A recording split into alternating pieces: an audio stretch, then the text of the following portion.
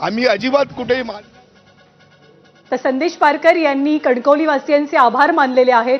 भयमुक्त कणकवलीसाठी आम्ही सर्वांनी शहर विकास आघाडीची स्थापना केलेली होती। संदेश पारकर हे नारायण राणेंचे कडवे विरोधक मानले जातात।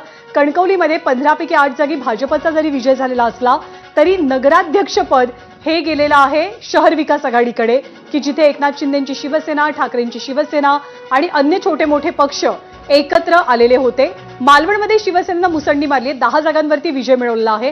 कणकवलीमध्ये 15 पैकी 18 जागी भाजप विजयी झालेली असली तरी नगराध्यक्ष पद मात्र शहर विकास आघाडीकडे गेलेला आहे। संदेश पारकर यांनी मोठा विजय मिळवला आणि हाच कणकवली पॅटर्न अश्विन अन्य ठिकाणी सुद्धा अंमलात आणू आणि त्यासाठी अर्थातच आमचे प्रयत्न असतील असं संदेश पारकर म्हणतात।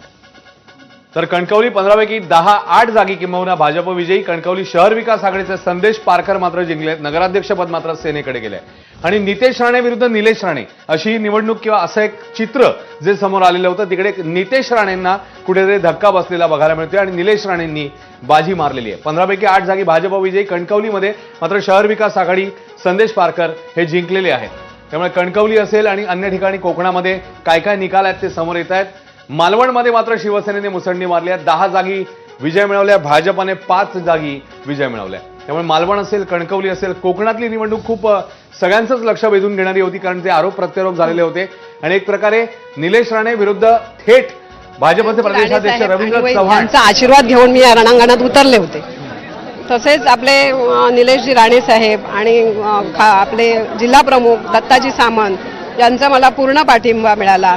तसेच माझे कार्यकर्ते यांचा पण मला पूर्ण पाठिंबा मिळाला, त्याचमुळे मी ही निवडणूक जिंकू शकले। असं आहे की 10 उमेदवार तुमचे जिंकलेले आहेत। महायुतीमध्ये आत्ता बोललं जात आहे भाजपकडनं महायुती येणार, महायुती सोबत आम्ही घेऊन जाणार, कशा प्रकारे बघताय या सगळ्याकडे? आता ज्यावेळी आपण नगरपालिकेत जाऊ त्यावेळी सर्व नगरसेवकांना घेऊन, म्हणजे भाजपचे असतील किंवा त्यांना मालवणचा विकास हेच एक ध्येय ठेवून आम्ही काम करू। भाजपला सोबत घेऊन चालणार? हा, आता ते पक्ष आपला ठरवेल त्याच्यावर काय आहे युती, वरती युती आहे, त्यामुळे आमचे आमदार साहेब सांगतील त्याप्रमाणे आम्ही वागू। त्या प्रमाणात पैसे वाटप झालं असा आरोप झालेला होता, काय सांग? त्याबद्दल मला काय बोलायचं नाही। एकनाथ शिंदे देखील प्रचारासाठी आलेले, आपले माननीय उपमुख्यमंत्री एकनाथजी शिंदे साहेब आलेले, त्यामुळेच ते प्रचारासाठी माझ्या आलेले, त्याच्यामुळेच हा विजय मी प्राप्त करू शकले।